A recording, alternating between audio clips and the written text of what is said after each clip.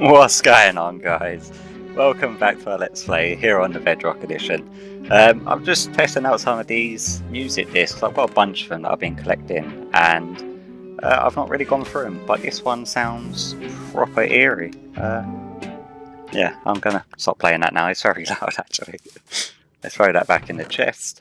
So, last episode we sort of played around with the crossbows, and we figured out that they're pretty much useless compared to the normal bow. And I'm not sure if you could tell now, but I have managed to get most of my frames back in this area now. So when I'm panning left to right, it doesn't seem like a slideshow for me while playing. And that is because I spent around about a good hour to 2 hours going through our villagers. Now, initially I knew that there was quite a few there, but I did not actually know just how many was there. So I decided to count when I was going through them. And there was actually 164 villagers bouncing around in that box. And after disposing of all the rubbish ones and keeping a few of the decent librarians, I've managed to get most of my frames back, so all happy days there. We did actually manage to get a few decent ones. We've got a Frostwalker 2 there. That was the best Frostwalker 2 that I could find, and I've not actually got Frostwalker on any of my boots. And I do believe that's an achievement to walk on a deep ocean with Frostwalker boots as well, so sure that we'll get round to doing that at some point. Got a punch one there. We've got an Unbreaking 3 finally for only 24 emeralds. That is excellent. The same guy had Sharpness 5 for 47. That's a good one. We've got a couple of Mending guys, none better than the original. I think we've got one for like 12 somewhere. And then Respiration 3, that's an old one. Fortune 3, old one. Got another Respiration 3, I don't know. Oh yeah, I kept this one because this one's cheaper than that one. That one's old. We've got an Infinity Silk Touch, I believe is a new guy. We've got a bunch new farmers as well to trade with, so when we do get our farms up and running, we've got some guys here to trade with. And then I just sort of went through the librarians, got rid of most of them, a load of them cartographers, nitwits and whatnot. So yeah, I got rid of most of them. Now, I also shifted all of our sheep over into this pen. I did extend it a little bit just so hold them all, because I didn't fancy killing them all. To breed them all back up, to put them back into what is going to be our sheep farm, which is what we're hopefully going to be working on today. Now, the design itself is very simple. There's I could have made it really complicated with loads of different mechanisms, but it is such an easy mechanism to work with, so I'm not going to overcomplicate it for no reason whatsoever. What we are going to be doing is we're probably going to have 16 pods for the 16 different colour sheep. We're probably going to have two, maybe, yeah, probably only 2 sheep in each pod. Now, the farm design is not going to be based around efficiency or productivity. It's based purely because it's one of the simplest farms to make, especially in this sort of area. And I don't foresee me needing very large quantities of wool in any near future project. So having one that will just passively harvest the wool as and when it does is perfectly fine for me, but we are going to need our redstone boxes on us. And so the actual design I'm going to be going for, it is super simple. We want a dispenser, so what we're going to be doing is having the sheep are obviously going to be on like a grass block here, and then we're just going to have an observer facing into that grass block, so each time a sheep eats the grass and it then grows its wool, the dispenser, if we're still getting the inventory lag, by the way, I can't wait for that update to come out. So oh yeah, I forgot dispensers face to you when you place them down, so like so.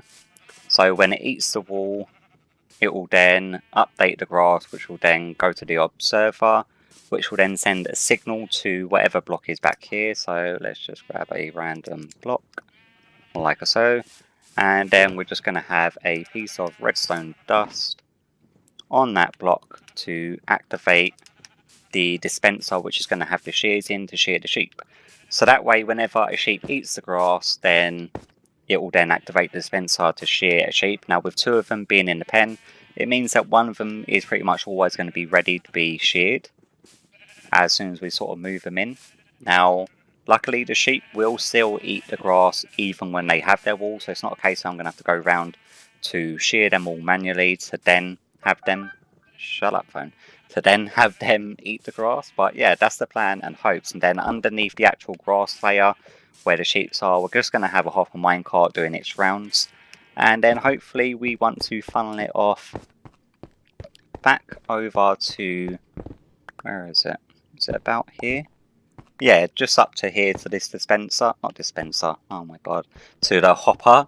Initially we've got our input chest, which is up there, which is where we was manually putting in, and this way the wall could just go directly up to the hopper line, then get fed through to our sorting system, which is separating all of the different coloured walls for when we actually need them. So luckily we've already got that sorting system in place and ready to go, and it's just a case of figuring out the logistics of this. So what I'm going to do is probably make a quick cut here and get the rail laid down at the height, because I'm not too sure what level I want the sheep to be standing, and working out how to keep them enclosed on the block, but to also keep enough grass around that one block for the grass to then spread back. So I'm going to do a little bit working out on that, and I'll bring you back. Okay, so I've worked out the logistics a little bit on this one. We are having 8 either side. I've decided to put it down a couple of levels from the actual ground level. That way it's going to be a lot easier for us just to keep the sheeps inside where we need them to be. So each one's going to be kept inside this, and obviously they're just taller than a 1 high gap, so having a couple of blocks around the top like so. Obviously we're probably going to have grass there, so then we still see the sheeps, but they won't be able to actually jump out, is the plan behind that. It saves us having to build up a wall barrier up above to stop them from wandering around. And then this way we're going to have the rails just running underneath here. I've placed all the observers to mark out where I actually want the sheep to be. But have I got the rail ready to do this? That is the question now. I should have really checked this beforehand. Yes, we do. So we may as well just use a ton of the powered rail, because we've got ridiculous amounts of gold now. Crafting more of that is not going to be a problem. We've got tons of redstone from all of our projects beforehand, so we don't mind using just blocks of redstone to power it. By the way, I know that there's a lot more efficient ways of doing this, but I can't be asked to measure stuff out at the moment. I'm being very lax and lazy with our measurements today doing this, so we're just going to estimate. We probably need about half as many redstone blocks in this, but it works, is what we're going for. So, and inventory, thank you. Let's get you on our hotbar. We are going to have to put some hoppers in, probably over this direction here. Let me go grab them quickly. I thought we might as well do a little bit of this building on camera, otherwise it's just going to be a bunch of jump cuts again. And this way you get to see my process of how sort of laxed this project's going to be. I think we've got a bunch of droppers here. Where I tore out our original pop-up sheep farm, which was broken due to the stupid mobs getting stuck in blocks when they're pushed up by sticky pistons, we actually had a ton of resources here. So all of our redstone comparators, redstone torches. I'm probably actually making a positive in redstone mechanics, and I am actually going to be using for this, which is always a good thing when it comes to projects. We definitely don't want that to be there then, do we? So do that, break you there, throw you into there. And then we're going to want a dropper elevator rather than a water one. That way I don't really have to worry about water wrecking the redstone. I forgot I have to crouch and place them. And we've put our fireworks in our offhand again, haven't we? Awesome. Then hoppers. Go to our rail line. And we want a few of these so then they can easily be picked up. And then redstone block just over here. That way it won't block the hoppers if it's placed next to it, obviously. And then we just want to grab our rail and run that around. Obviously not on a corner bit, because that ain't going to work. Da da da da da da da da da. So, oh yeah, I was looking into being able to place banners on shields, and I thought that I was just doing it wrong. But apparently it's not being implemented in this update. I think that it may have plans to be implemented at a later date, but Currently it's not a thing, so I wasn't doing it wrong. I wasn't just being a plum. And yeah, so that's good. I was looking for YouTube videos to see if I was doing it wrong, and it just turns out it's just not been added yet, which is a good thing for me because that way I don't look so stupid. But also, I'm not sure if I'll show you that in this episode. I could pop over to our hostile and passive mob farm. What am I looking for? Right. To our hostile and passive mob farm, because the slime chunks there, because we've got 5 slime chunks in the center of that whole farm, they are working brilliantly. I've got like well over 2 double chests of slime balls after just one night of AFKing. That is purely because I've only got one layer. I don't know what I'm looking at. I've only got one layer in that farm, and it's that is due to the design. If I wanted to, I could add more layers, but the way it works is that during the daytime, no hostile mobs, obviously. That's our morning time alarm. During the daytime, hostile mobs obviously can't spawn anywhere, and slimes in the slime chunk can spawn in any light.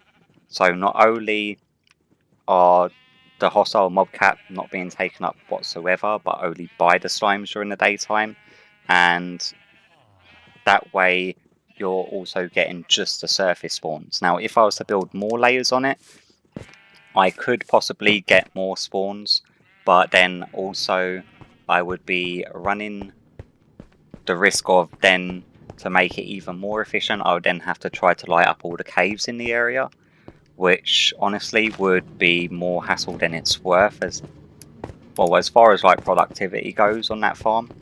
And we've got more than enough slime to cover our needs, so I don't see that being a thing that I'm really gonna worry about doing. If you're wondering what I'm doing now, I'm actually just going to go and run around with some more grass, because we're going to want the grass to be able to spread after it's been eaten by the sheep. So I'm going to do this, and once I've sort of got the rest of it in place, so you've seen where the dispensers are going to go and whatnot, I'm just going to get that all in place, and I'll bring you back when we're ready to move the sheep in. So yeah, guess I'll see you back in a sec. And guys, so we have managed to crack on and get the majority of this done. I've done the redstone bits and pieces, so just behind each of the dispensers, a bit of redstone dust for the observer to send a signal to. That's all lined up. I filled each dispenser up with 4 pairs of shears each. I can't see us needing much more than that anytime soon, because it's going to be a relatively slow farm, so the amount it goes through the shears, I can't see it being a tremendous amount. I did put in the droppervator just back here. It's a silent one, so if we throw, say, a couple of bits of dirt in there, you shouldn't actually hear any clicking. Yep, that's fine. And then that should go to our sort of void, well, not our void chest, but the chest that hasn't been filtered for anything so far, which is the last one on the end here. There's a couple of bits of dirt, so I've got a bit of stone still in there where I tested it before. So that's all working fine. We've got our collection system in place. The only thing I'm a little bit worried about is that if the sheared wall was to drop, say, just back, well, not there, that's going to get picked up. A better example, possibly, if it was to drop back over here or back over here, it probably, well, that one did get picked up because I think it's going round on a bend near there. But obviously this side did not get picked up, so that is also another little thing that we're going to have to be wary about when we move the sheep in to see if it works or not. But as you can see, the amount of time it's taken me, because the morning tune is now playing again. So it's been about 20 minutes since that last went off. That's roughly how long it's taken me to build this thing. So yeah, it's about time we started moving some of these sheep in. So let's block up some of this now. I'm also going to have to figure out what I want to do with covering these up, because I still want it visible to be known that there are sheep here.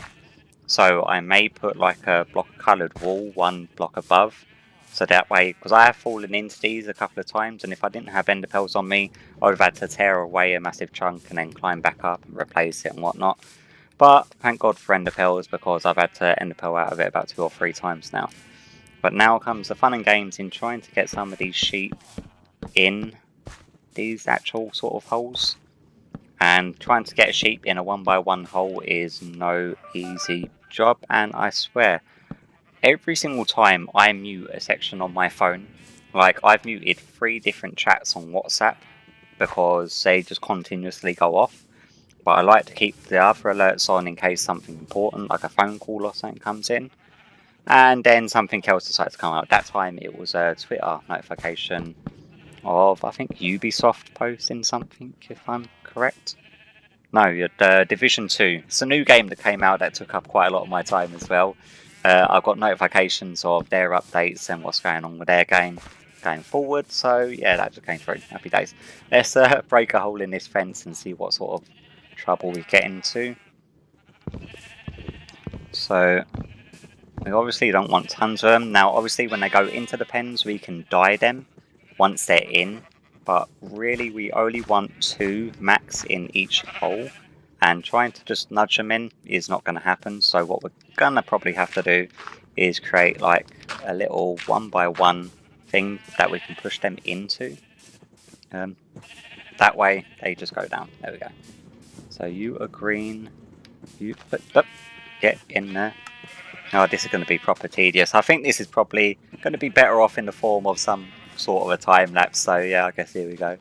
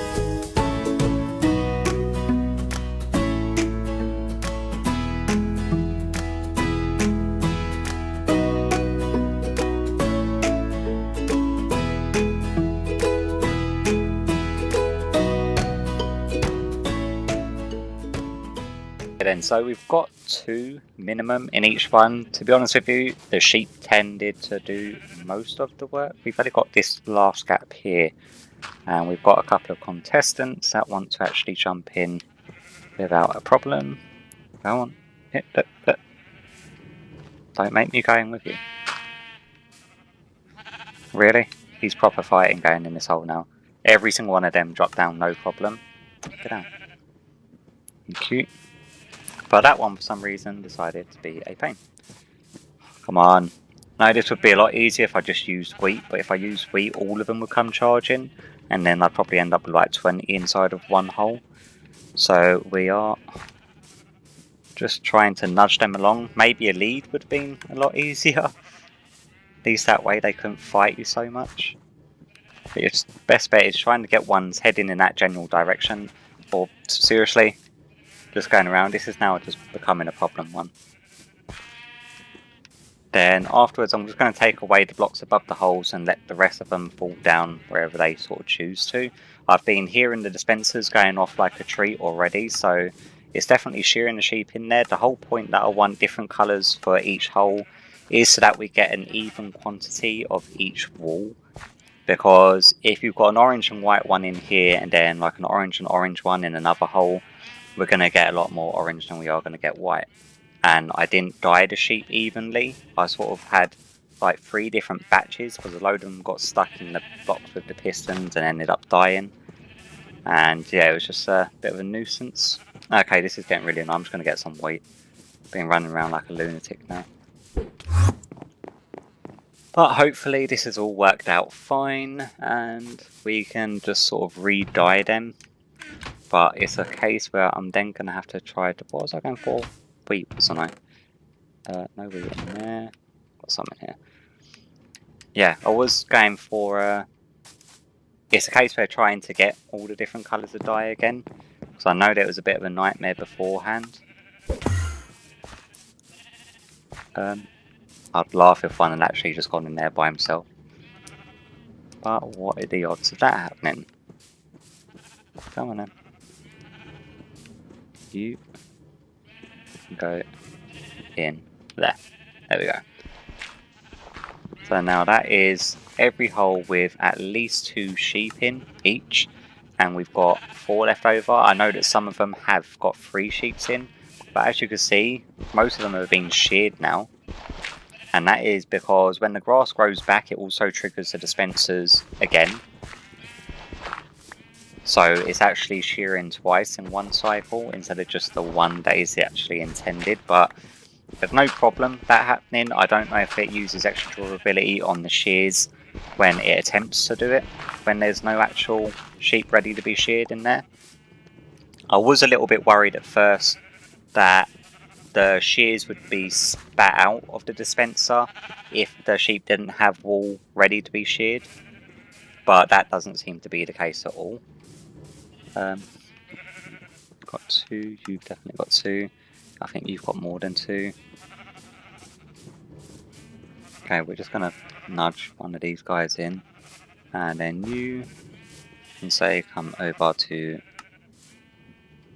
oh, you've actually got 2 blues in, so you've got pink and a red here. We can throw another red in here, and then that one can be just red. Come on, get in the hole, will ya? There. Okay, so that's all of our sheep in place. Now it's time to actually hop on down and to see if we're getting any loss on the actual shearing, to see if anything's kicking off to the sides. But I think we should be okay. Fingers crossed anyway. Okay, so we've got all of our sheep in place. Let's just hop up here. Be easy if I wasn't using dispensers or droppers to do this. But all the sheep look to be sheared. We've got grass there, so it's a case of whenever they choose to actually eat the grass. So if we keep an eye on this one, and we can see if it works. So that one's eating it. It then gets sheared instantly. It lands directly on the block. Then our hopper minecart comes along, picks it up, and happy days. So yeah, that's working out a treat by the looks of it. This is actually quite a smoothless, or smoothless? No, problemless system that's going on. And then yeah, we're getting the wool coming in. So that's all happy. And for maintenance purposes, we can always hop back down this way to get... let's hop up here. To restock the actual thing. So I was thinking that I could just restock them up from here, but by the looks of it, it is going to be a little bit of a nuisance trying to restock the dispensers from up here.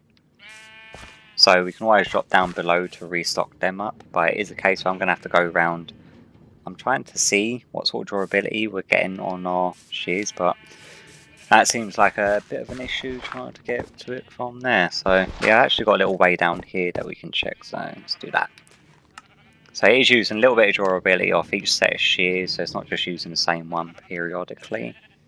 I don't think that is the correct use of that word, periodically. Consistently using the exact same pair of shears anyway, is what I think I meant. But yeah, the shears should actually last for a little bit and get us a decent amount of wool. But I'm actually going to go around and just... oh man, have I got that? There we go.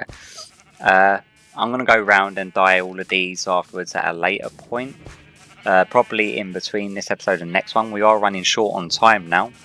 That I've decided to include quite a lot of this clips, but that should now give us a constant passive collection of wool. And we've got another room over here. I'm probably going to tear out a section of this area here and create a room. I'm thinking a loom room, because that's an item we've not played with yet, but we could probably do that in the next episode. What I'm going to do now is fly over to our hostile and passive mob farm to show you how that is working out, and yeah, I'll catch you over there. Right, so we're over here at our hostile and passive mob farm. I'm being attacked by phantoms. Oh my god, I was not planning on that happening. Are they going to come all the way down here to get me? And we're actually bang on our slime farm as well. What is this? That's a furnace. I was smelting some iron when I was up there. That was before, when I was in the area. Not relatively now. The annoying thing is that I know trying to get back up there, they're going to constantly knock me back down. Now, as you can see, during the night time, we're not getting any of the slimes really spawning over here. And that is because the hostile mob cap is being taken up by the surface spawns of the hostile mobs around the rest of the farm. So you've got all of the spiders, creepers and whatnot. So I can hear the phantoms now.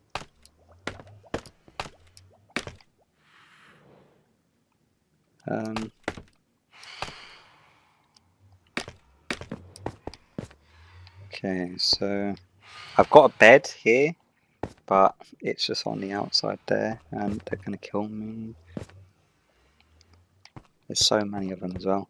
Come on, let me sleep before swooping down, and then they can all burn in the daylight. There we go. Oh, yeah, I'm not too fussed about getting phantom membranes. You just use that for repairing elytra, I believe. And I've got mending on all my elytras, so I'm not really too fussed by it. Come on. And there they all go. Okay, now we've got rid of that menacing little thing there. We can have a look down here, and we can hopefully see what will happen is that we've got to wait for the rest of the hostile mobs to be funneled through out here. So the zombies will sort of burn up. The creepers and spiders usually take them a minute or two to get away from the area, but once they've all sort of disappeared or been gotten rid of, then the slimes will then start spawning. And it's not showing me to be true at the moment, but usually it's at least around about 5 or 6 slimes consistently always down there. And I've got trapdoors all the way around the bottom base there. So we've got a creeper there. He has been bouncing on that thing for God knows how long. And great, we've got a fully armoured zombie here as well. That creeper's been there for like the last 3 times I've been AFKing. And I don't know why he's not taken a stroll off. But you do get the occasional 1 or 2 hanging on. It's usually chicken jockeys that hang on quite a lot. Okay, well there's our first slime that we can see. A little bit of chunk rendering issue there. Oh, I did not actually mean to go all the way down here. So let's get back away from here. Got a big slime that's just spawned over there. So because we've got the 5 slime chunks, and now it's taking up the surface mob cap rather than cave spawn mob caps. So when the hostile mobs are obviously not spawning on the outside, we've just got the passive mob spawning, you then end up getting slime spawning, and then we end up getting tons of slime balls. So after just one night of AFK, I actually ended up having to add more chests onto here because it started to get a little bit too much. It's like nearly 2 double chests now, and they will continuously come in during the day. And because it is the only hostile mob spawning during the day, it means that that is the only thing taking up surface spawns. It's going to be the slimes and a cow, and apparently a armored zombie that does not want to move. Why are you not moving, guy? Come on. There you go. You can go for a trip in the water. I'm not too sure what just died over there. A chicken. Of course, why not? A little slime over there. Baby slime just here. Another slime. Another slime. See, so they are spawning quite regularly. Not huge quantities, as though if I was to have, say, like 10, 12 layers in this slime chunk, and then light up all of the caves underneath the whole hostile and passive mob farm, the spawn rate would obviously be astronomically high, as in they would just be continuously non-stop spawning. But that seems a little bit overkill. Right, the slime balls that we got at the moment is, what's that say, 9 stacks per thing, so that's 9 stacks. No, trying to think of it. That is one stack of slime blocks per line. So that's what, 6 stacks of slime blocks per double chest, I think. So that's what, nearly 12 stacks. And the whole reason that I wanted the slime balls is to avoid having to make hundreds upon hundreds of pistons for our future massive industrial area, which we're going to be working on fairly soon. Hopefully within the next episode or two, we could probably get started on that.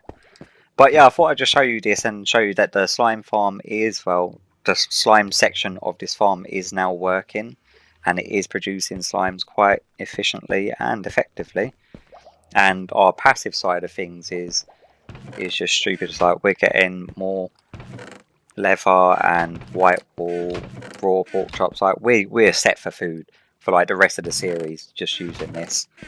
And not see, just the amount of mutton is just ridiculous. So yeah, I think that's going to do it. I've been waffling on for far too long now, waiting for these slimes to spawn so I could show you that it was actually working, and that I wasn't actually lying. But there's one bit of gravel down here which fell when I was messing about up top, and it's going to bug me otherwise. But yeah, hopefully you've enjoyed today's episode, and I'll hopefully see you all in the next one. Bye bye.